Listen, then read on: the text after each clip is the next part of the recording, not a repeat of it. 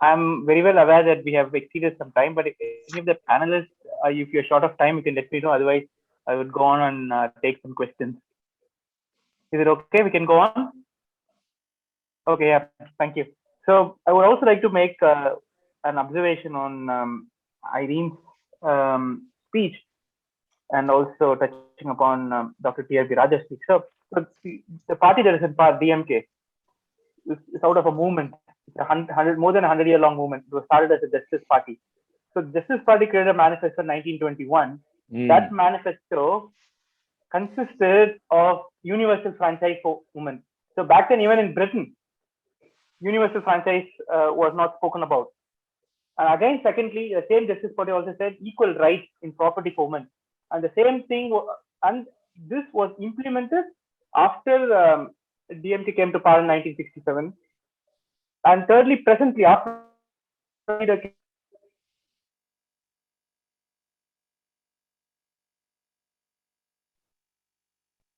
so women travel 50 kilometers. This helps a lot because many of the women, they are either going for school or for university education or for work.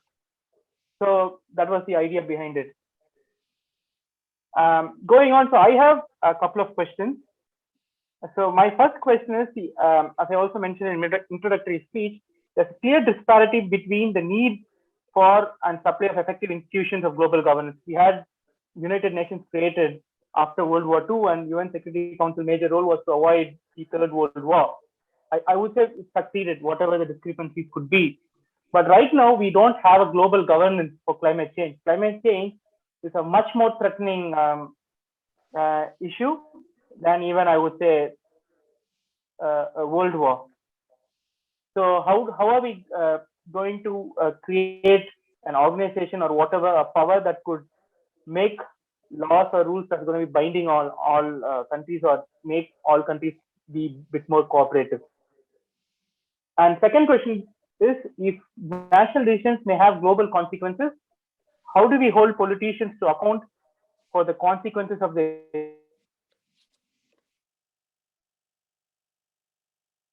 as we see, developing countries and underdeveloped countries are going to be at major risk. But how can we put, let's say, a leader in a developed country to take decisions for people living in, let's say, in Congo or South Sudan or maybe India or Sri Lanka? So these are my two questions. And thirdly, to the panelists, if you have any questions, please just raise your hand. Thank you. On those lines, I just need to add one more point. I think Mr. Erik said he noted that Bihar is very backward, and TN needs to support states like Bihar by doing what they can't do right now. On that line, sir, I don't know. Every time the emitter, the person like the US, I think a family in, I don't know, I read somewhere where the family in Nigeria uses their entire annual requirement is just a fridge's worth of energy requirement for the US citizen. So on those lines, I think, I don't know why it's every time that the person or the state which performs is being taxed. So I was going to say, even though 100 billion was promised, nothing came through.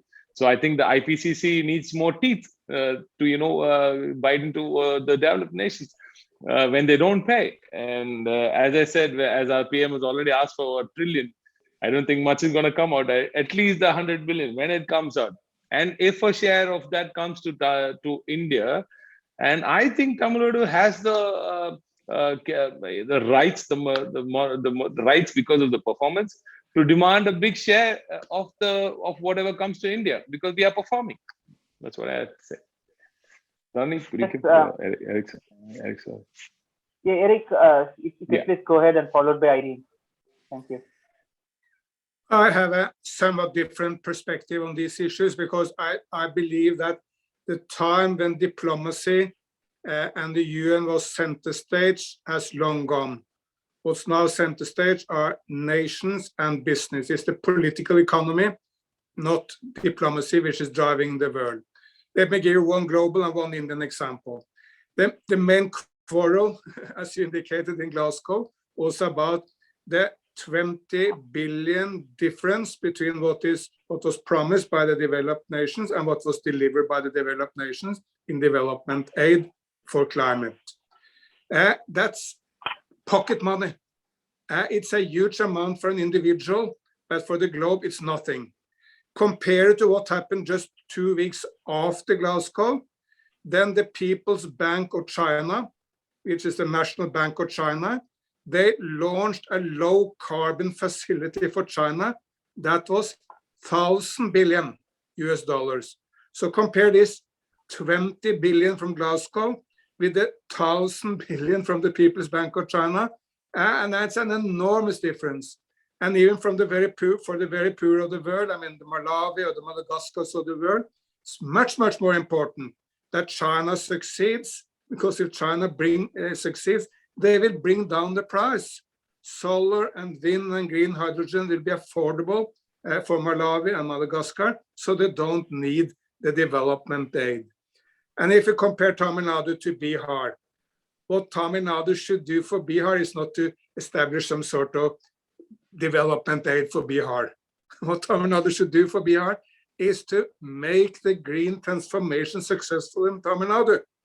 Because if you make that, you will bring down the price of all Bihar needs, and you will also bring up companies which can then do investments in Bihar.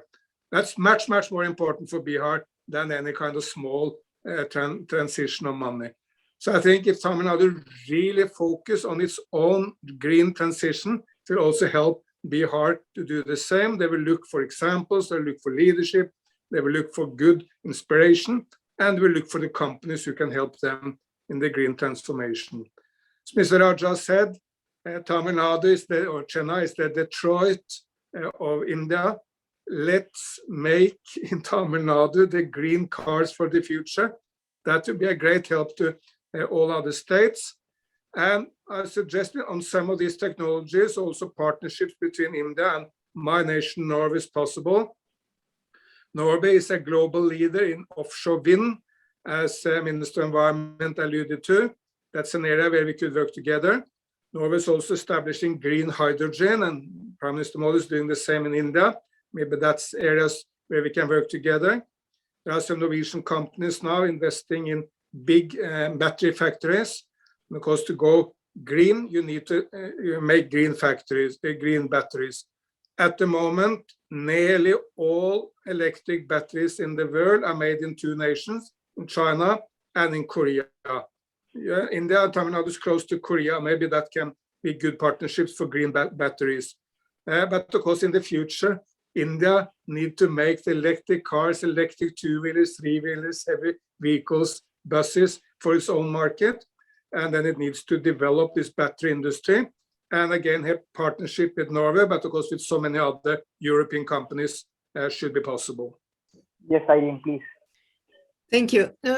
Just to follow on what Erik just said, I believe that the energy transition is a terrific opportunity, economic, but also social opportunity. And just Erik said that the UN has been center stage on climate change for a while, and it was very important to be center stage to define the problem.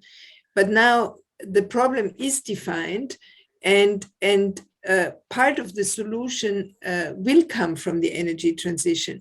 So therefore, it is important that the energy transition is used as an opportunity, not just to do good business, new forms of good business, but also to engineer social progress. And that's why we are emphasizing so much the inclusivity and the diversity that is needed in the energy transition. And I believe it is very true that we need, both at the international level, but also at the national level, we will need new mechanisms of governance to address the losses that will also come with the energy transition. There are parts of our societies in industrialized countries just as much as in in countries of the so-called global south, where we will have losers from the energy transition, and we will need to find good ways early on to bring them along as well. I think, you know, what the Secretary General of the United Nations emphasized in his message on the roadmap, the new roadmap to achieve sustainable energy for all, which is another way of saying of achieving a successful energy transition, is that nobody can be left behind. Because if we start leaving large groups of society behind, or significant groups of society behind, or even small groups of society behind, then we miss the opportunity of the energy transition as an opportunity for making our societies more just and more equitable in general. And I think that is really an enormous chance that we have, both to do good business from new and renewable sources of energy, but also of creating more just and more inclusive societies everywhere, you know, in my country, in Austria, and other countries of the world, just as much. Thank you. Thank you so much, Irene and Erik. Now I would allow Mr. Pukul Gandhi to ask this question. Thankful to all the panelists for such a wonderful presentation. I'm sure this is one of the unique panel discussion which we had in DPF, particularly from the southern part of the country. My question is rather ideological. Climate change started somewhere in 1970s or 1980s. There is always a debate between the developed nations and the developing countries. The developing countries, they always have a, because the development is inversely proportional to the natural. More the development, there will be destruction to natural resources. So developing countries always have this particular accusation or allegation against the developed countries, saying that they destructed their natural resources and they developed. They are ahead of us for at least 30 to 40 years. And now putting conditions and conditionalities to the developing countries and the African countries, so that we may not be able to develop at that pace. Because why should a developing country follow the alternate energy or alternate resources when we are having virgin natural resources which are still unexplored? So this is one type of argument which comes from the global south towards the Western nations, as always. Secondly, there is also an angle to it that the developed nations, in order to sell their over-inflated products, are putting these conditionalities, which is leading to neo-colonization. So my question is, how do you balance this balance between the developed nations and the developing countries? How are you going to give confidence to the developing countries that this is the way forward? Because one more example I would like to point out here is India has got one of the largest coastal lines in the world, regulation called Coastal Regulation Zone, which does not allow any construction to come within 500 meters from the coastal high tide line. The idea, this of course everything sounds good, but there is also an allegation from India saying that the global NGOs are playing a role in formulating the policies of government, because if the shorelines are open to foreigners, then India will become the biggest tourist destinations, which will have hampering effect on the other countries like Singapore. Because in Singapore, there is no CRZ. In Maldives, buildings are constructed inside the ocean. Why only India? Because I haven't seen any other part of the world.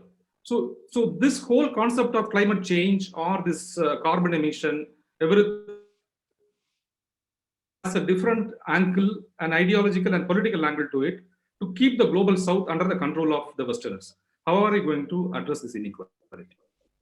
Any panelist? Okay, may I just say a couple of sentences? The first sentence, the first point that I would like to make is that we are seeing the global wealth change, you know, and move. Global wealth creation is moving away from the so-called global north, and it's moving away at very rapid pace away from so-called West and North to the East, to Asia, and also away from the old, developed nations. So to talk about a new colonialism is ideological, as you said yourself when you posed the question, and I think an argument can be made for that, for sure. But I would think that the economic force is really somewhere else now. It's not in the old global north, and it is also increasingly shifting to younger populations, to younger nations, etc., and most notably to Asia, of course, with China, but also with India as formidable economic centers of power and of potential. That's one point. The second point is, I believe that the green economy and solutions, nature-based solutions, as Erik said, circular economy, renewable energy, have benefits in and of themselves, benefits for the population. They are local, they encourage democratic local decision-making. They have many benefits that are much greater than the benefits of the old fossil fuels. So I think there is a self-interest, an enlightened self-interest in that many developing nations and emerging powers, and India is a continent of itself. So what is it? Is it an emerging country? Is it a developing country? It's probably everything under the sun, high technology and rural areas, etc. China, where I was privileged to serve as Austrian ambassador for a number of years, is the same. It's a very complex country. So there are many opportunities to better the situation of life for people and for the entire countries by resorting to the new models of the economy. So I think that a very good and strong argument can be built that it's really in the enlightened self-interest of nations like India and China to move into that direction. Also because I think that will enhance the innovation potential of these countries, and innovation is what will determine the future of our globe, and it will determine who leads and who is being led. And the transition to the new forms of economy will fuel innovation in a very important way, and I think they are already doing that. With that, I would also ask for you to accept my apologies. I will have to leave in a couple of minutes because of another commitment, but I enjoyed very much the interaction here, and you have my coordinates. I'm available if I can be of any support in any possible way through the Global Women's Network of the Energy Transition or personally. Thank you very much. Thank you so much, Irene. Vielen Dank für Ihren Teilnehmendkeit und ich freue mich sehr, dass Sie heute kommen und Ihre Zeit mit uns spenden. Yeah, so that apart, so in DPF, we would definitely like your help. I was not sure if I lost because my internet was going kind of was behaving crazy. So yes, thank you for your participation, and we could stay in touch. And I will connect you with the Honorable Minister and TRB Rajaa after this meeting. Thank you. So we have Mr. Sarav with his question. Good afternoon. My name is Saravan Rajashekhar from Leeds, UK. I have a question for our elected representatives in the call, especially to Mr. TRB Rajaa. Tamil Nadu is one of India's most educated and wealthiest states. And as wealth increases, people would also want to enjoy new things in life, like new ACs, refrigerators, cars, etc.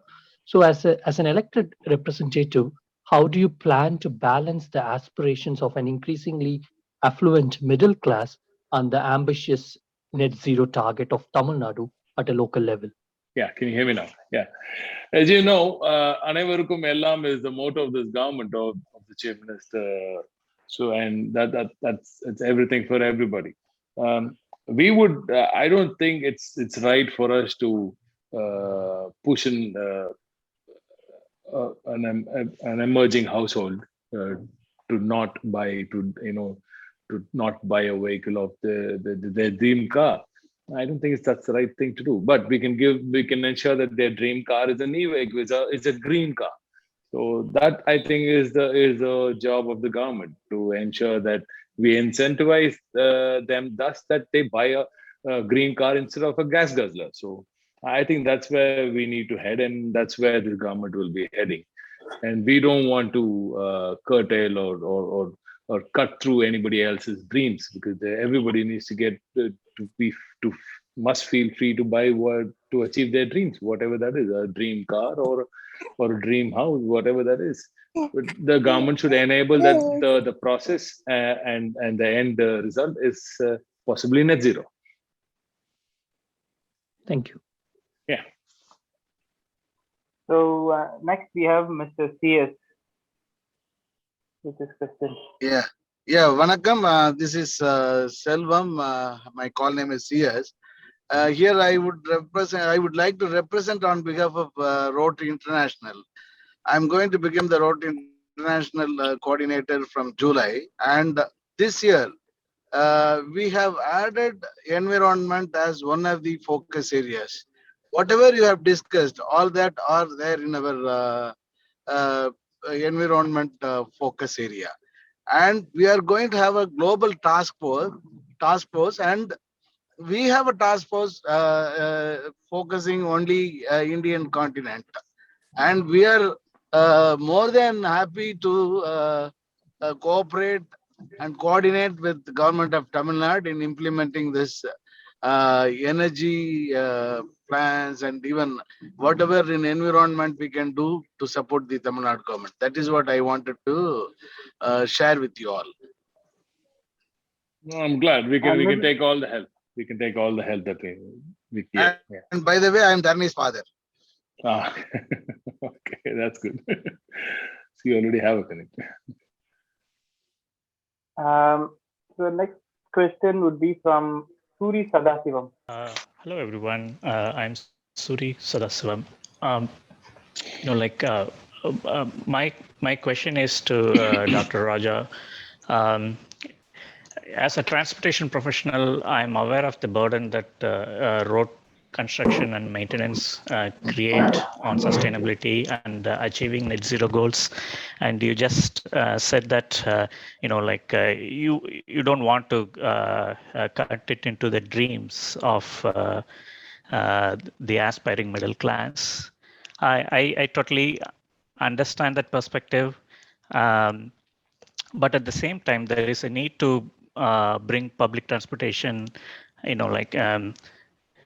into the mix. So would the government consider bringing buses back as an attractive, reliable, and affordable transportation option so that you can incentivize the public to give up on car usage? And the related question is, whenever we talk about public transportation, you cannot separate passenger rail out of it.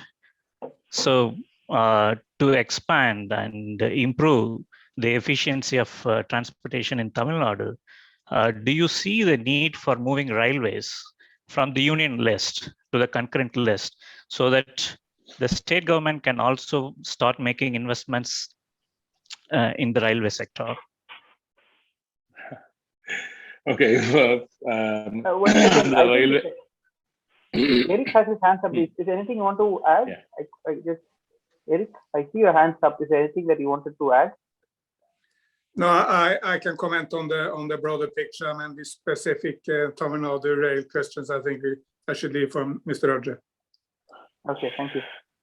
Okay, the railway part is a very tricky question to answer. The central government is already pushing for privatization, which we are definitely not for right now. And yes, we would definitely, if the state should have a stake in the railways, yes, why not? I don't see why the state should not, as long as it adds to the jobs and adds value to the existing jobs that are already there. As far as buses are concerned, yes, we are pushing for e-buses. As I said, CNG buses are also coming very quickly. Electric vehicles, electric buses are quite costly right now. We would rather lease them than buy them. I think leasing would be, or if any of the green funds could help us getting e-vehicles at existing costs. We don't mind paying. I don't think the government will. I can't say we don't, because I can't take the decision. The chief minister has to, and I think he'll take very wisely, very informed decisions on e-mobility, because we are losing heavily in the transport sector. The transport ministry is under huge debts. The department is under huge debts because of the diesel cost, the running costs, and the age of the existing fleet, and lots of other reasons. Yes, we would love to have more greener e-vehicles, e-buses on the roads, but the cost of buses, the upfront capital cost of the buses is so huge that it's not a very appeasing, very attractive proposal. But yes, if let's say big e-giants, e-mobility giants can come in and give us service, we can pay for service. I don't think that should be out of the league. So yes, we are pushing for e-mobility, greener buses, and cleaner buses, and more safer buses for our women, especially, to board and enjoy the rides. Already, Tamil Nadu is the only state where all our women can just hop in and hop off without paying a rupee. So that was our chief minister's promise, and he's already dealt with that. And to add to that, if it's greener, then that's a even much more beautiful dream, and that dream will definitely be. It's very soon to be a reality. Thank you so much. So we have a few more questions. So I think we can keep taking questions as long as you have the time. So if anyone of you have to leave, then you could just let me know. So I don't know if this is So we have a question from Akila Devi and Elumalai. So please keep your questions brief, and I'll allow you both to speak. Akila can speak first, and Elumalai to speak second, and then just let the panelists know to whom your question is directed. Thank you. Good evening, everyone. This is Akila. I'm from Coimbatore. And my question today is for Dr. TRB Rajaa. Sir, good afternoon. Sorry, good evening. Good evening. Sir, how are you? All good. Thank you. So my question here is nowadays, even climate-related risk impacts the financial statement of every corporate. All companies are facing climate-related risk and opportunities and are making strategy decisions and responses. So do we have any specific policy here, especially for Tamil Nadu, to make a net zero commitment? Any audit procedures or disclosures in future? Do we have any plans for that, sir? Because we have an audit for carbon footprint for the whole nation as such. But do we have any specific for our state as such in future? Do we have any policy accordingly, sir? Or any plans in future? I'm just asking. Right now, yes. I don't think we have a specific data for carbon footprint of each and every department. But going forward, as our finance minister has said, if our goal is to be net zero by 2040 or 2045, well ahead of India's target of India's said target of 2070, which the Prime Minister has given now, I think climate audits are key, and audits based on carbon emission, carbon footprint, are key, because that we have to have a direction. We have to have a promised direction. So once we have the direction, once we have the clearance, go ahead from the Honorable CM, and I think that's the right way to go. We should the departments must be answerable, and they need to have their focus set on cutting emissions and going green. And yes, I think, and to that, coming back to our digitalization point, which Mr. Erik also very clearly said, TN has the strength. Once we digitize everything, once our data is assimilated, once we crunch the numbers, I think we'll have a broader picture, and we'll have a better bird's eye view of the situation of where our emission is, where our cutting is possible very quickly, and where our focus needs to be. That will give the numbers once the aerial picture is in, once the data is in, once the data is shared. We'll have better views from other people, from not just from governance, not just from the government, from people who are concerned citizens, from NGOs, from environmental activists. Everybody can give their picture, and they can lend their voices to the cause. And that all we want is a target to be achieved, and more help that we get, the better. And I think this government is sensible enough to accept the fact that more brains can deliver a better solution. Thank you. Thank you so much, sir, for your reply. So I would request Karthikeyan, Dubai, Shrikant, and Archana to ask their questions. And once you ask the questions and then the panelists can answer, please keep your questions as briefly as possible, because we have very less time. Thank you. I am Karthik from Dubai. How to calculate the net zero emission control, sir? Do you have any idea, sir? Because I don't have any idea this one. Okay, thank you. Thank you for your question. Shrikant, can you go with your question as quickly as possible? Yeah, hello everyone. Thank you for arranging this. This is a very insightful discussion we had. And my question is to Mr. Lebot.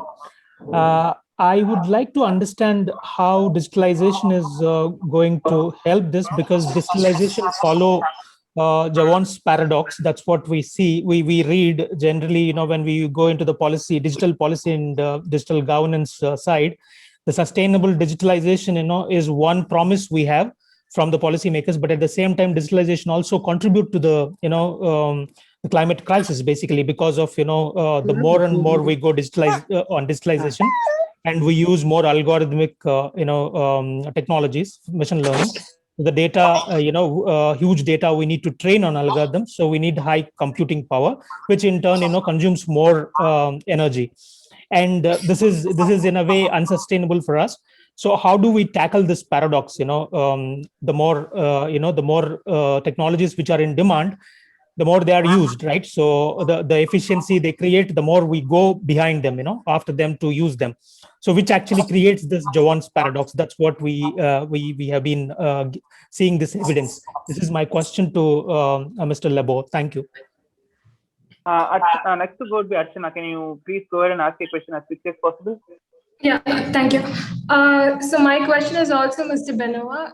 So you spoke about moving towards low carbon alternatives and using behavioral incentives. So taxation policy is seen.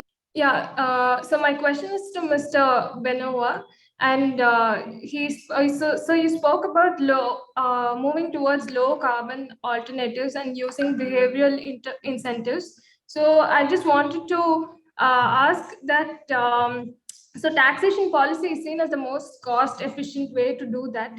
So the French government had national carbon taxation system in 2014. So if you can tell a little bit about what the evidence shows and whether such taxation system was efficient, and like it is on froze now, so it's frozen now. So what are your thoughts on that? So I wanted to ask that. And also I have one more question to the panel. It is on the net zero emissions concept.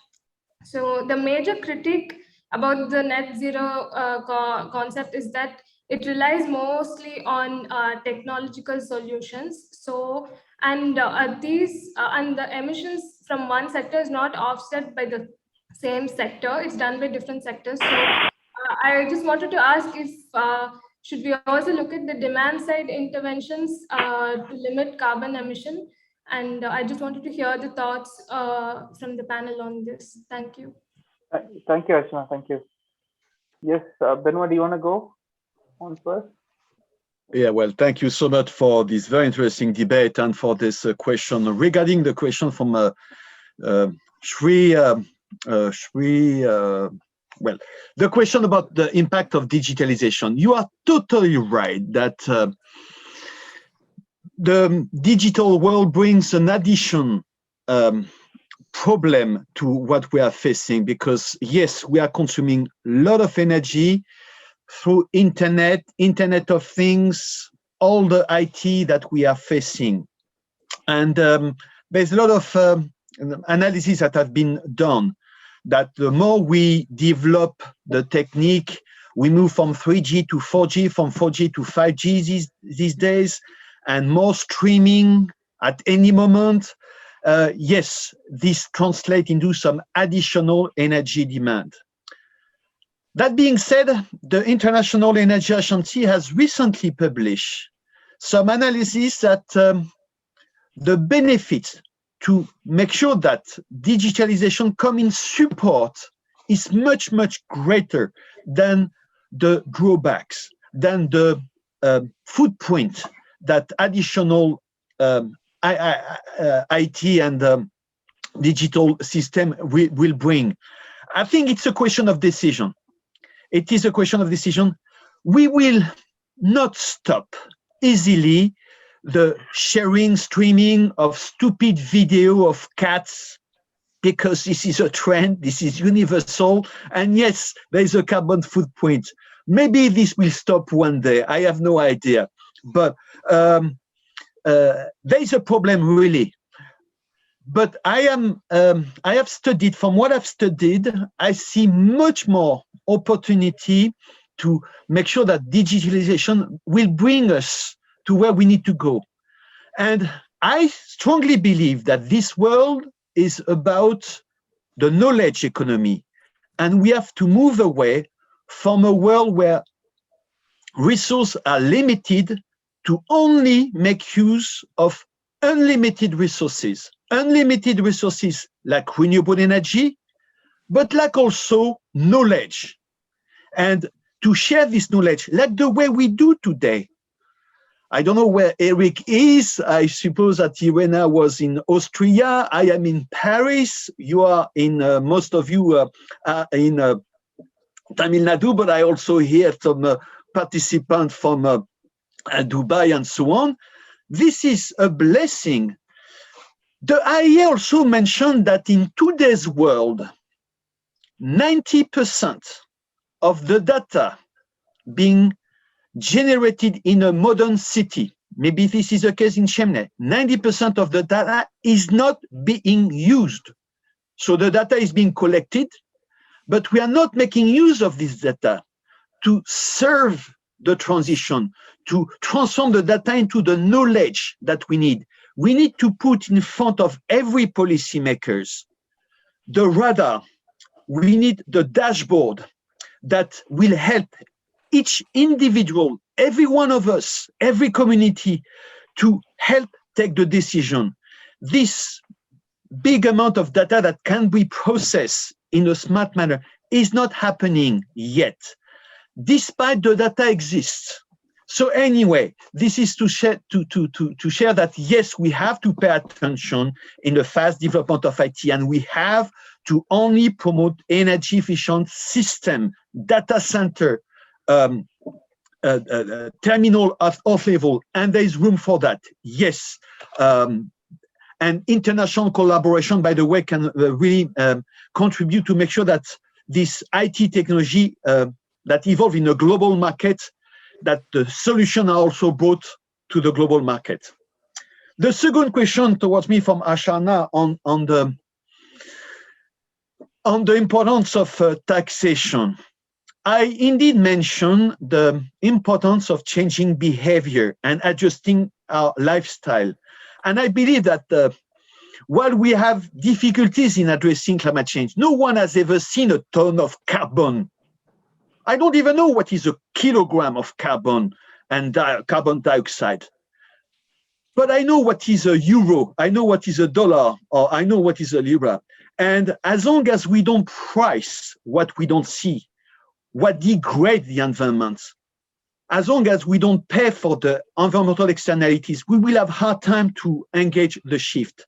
So I believe that the first signal that any government should send to any individuals is this economic dimension. And this can happen first by having a true price on the energy that we use.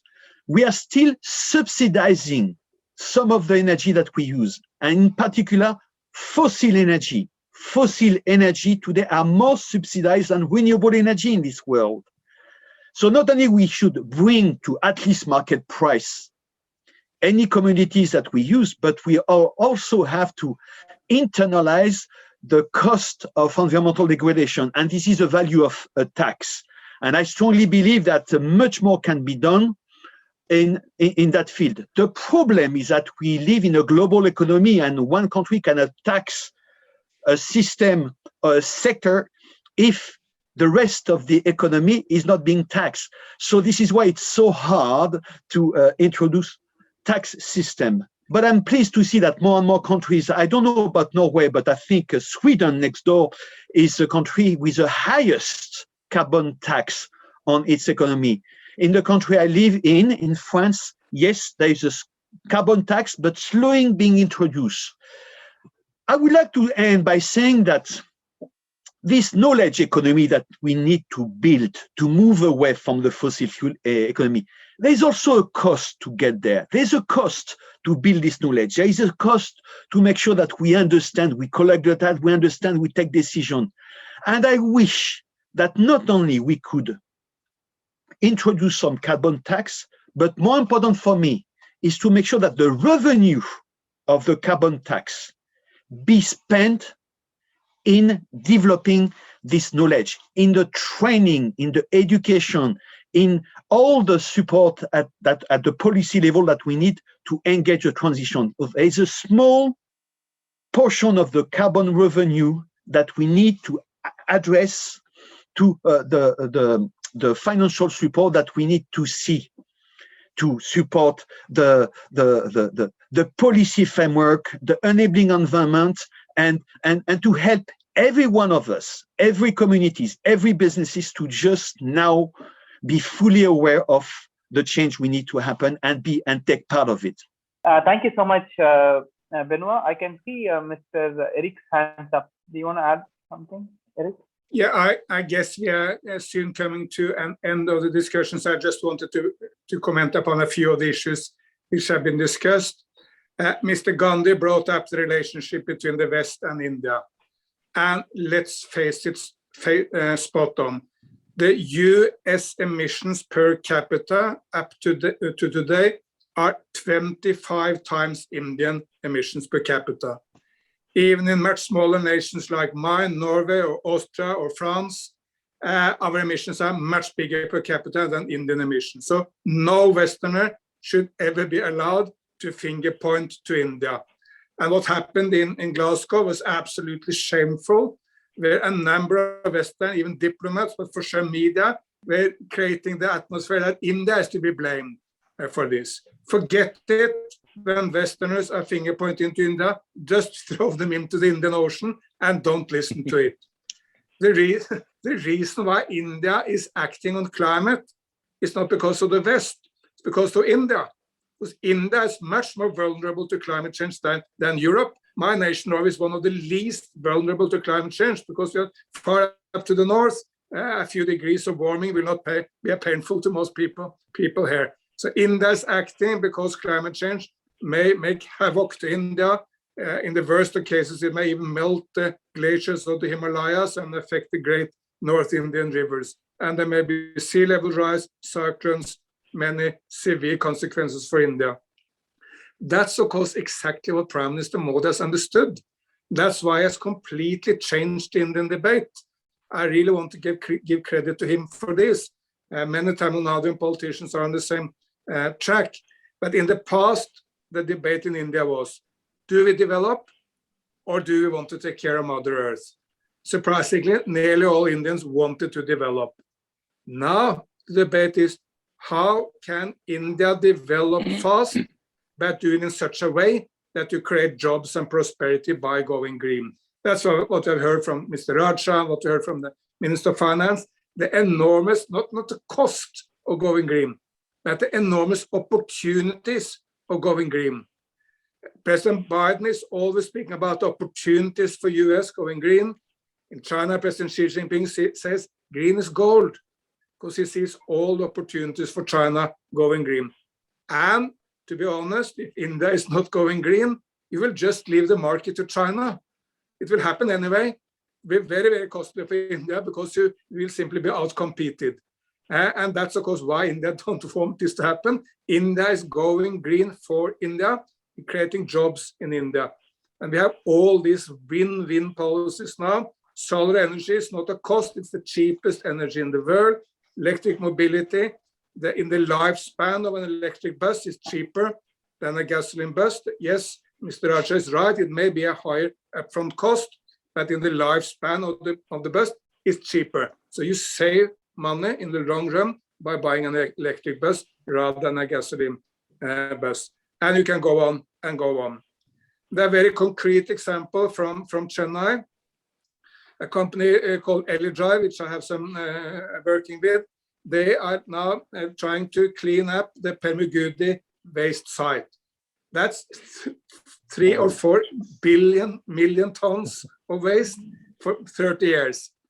If they do that, they create a recycling economy where people can throw the waste and then it will be recycled into new products. And that's also the answer, in my view, to the issue about behavioral change. We need behavioral change. Behavioral change is not coming because good politicians or leaders are running around finger pointing to people and telling them, you need to change. Behavioral change happens when you create an opportunity for people to treat their waste. They will respond and treat their waste, so you get a cycling economy. If you create a fast, efficient and clean metro system or bus system, people will respond by parking the car and using it. And if you create opportunities for electric cars, again, people will respond. And all over southern India, there are a huge amount of people who are vegetarian or at least close to vegetarian. That will be good for the world because you need a lot more vegetarian food, but you don't get that message across. You run around telling people, oh, no, don't eat meat. You create the message across if you tell people, wow, there is so many fantastic vegetarian alternatives. They're good for your health. They're very tasty. They're very spicy, like in Tamil Nadu, and they're good for you. So maybe you should try them and go down a little bit on meat. So yes, to behavioral change, but we need to see it as a way of society making people to do it. And at the very end, if this is my last intervention, the Dravidian culture, the Tamil culture, is one of the most fabulous cultures in the world. One of the most has this can-do spirit, the enormous pride in the language, and this history, which goes, I mean, the Tamil culture thousands of years before the Norwegians came out of the forests appear in the north. So it's a fantastic culture. Now you have the opportunity to be also a leader in this green shift in the world. And that's why I found this conversation so important, because Tamil Nadu has the opportunity to lead us all, not alone, but with others. Thank you for your amazing speech and for your time. I think with this, we have come to the end. Before that, I think I would allow Dr. TRB Rajaa to make his final observation, and then we'll end the meeting. Yeah, I just wanted to add to what Mr. Benoit has been saying on the digitalization part. When data crunching, when he said 90% of the data is not being used, he's very true. He's very right about that. And especially even for an example, Chennai has a few 100,000 cameras all around. but the data from the camera is not being crunched properly. That would help us maybe use our traffic lights better. Maybe the traffic flow could be better, and that would save a lot of fuel. That will save a hell of a lot of fuel for us. So I think, yes, when we say digitalization, we're not talking about crypto mining, which would take out a lot of energy. We are talking about using the data wisely. So when data is used wisely, I think governance would definitely gain a hell of a lot of info and machine learning for data crunching, useful data, which is available already, which is anyway being used. It's anyway being used. Your cameras are anyway being used for surveillance. Why not use tagging technology from machine learning and use those camera data on how many vehicles are moving at what time of the day, and how many vehicles are coming from this road to that road and to that junction to that traffic light, and maybe ease flow of traffic and reduce time standing at traffic lights and just burning fuel. So these are this is just one example of how digitalization and using data wisely can help governance. And I think thanks a lot for this fantastic discussion. I'm extremely glad that I could be part of this, and thanks to Mr. Erik and Mr. Benoit for enlightening us with so much of data and so much of external input. Yes, as Mr. Erik rightly said, we would surely be glad to push all the Westerners into the ocean if they come and tell us what we need to do. If they point fingers at us, they better not, especially not at Tamil Nadu, because we're doing far better. We're doing far better management on the ecological side, and our government, the present government, is definitely going to give the best countries in the world the run for the money when it comes to net zero economy, especially with our chief minister at the head, and especially with lovely people like our own finance minister at the helm. I think a great future awaits Tamil Nadu, and that future looks net zero for me. Thank you so much, Thiaga. So before I would just make a concluding remark to touch upon Mr. Erik Solheim when he said and Benoit when they said behavioral insights is very important. I think data coupled with behavioral insights is super when it comes to nudging people. For example, in Netherlands, where they nudge people to use staircases. So it's ironical that in India we don't use behavioral insights much. UK started a behavioral insights unit more than a decade ago. Obama did it when he came to power. Last year, when our party was not in power, they had the smart city implemented, and there is no behavioral insights completely. And when I spoke to senior civil servants about behavioral insights, we didn't even know something like it existed. So there's lack of awareness in that front, and that's why with DPF we have events, and then we try to create awareness. And with this, Erik Solheim, thank you so much for your time. Your time was invaluable, and thank you for patiently answering for everyone's questions.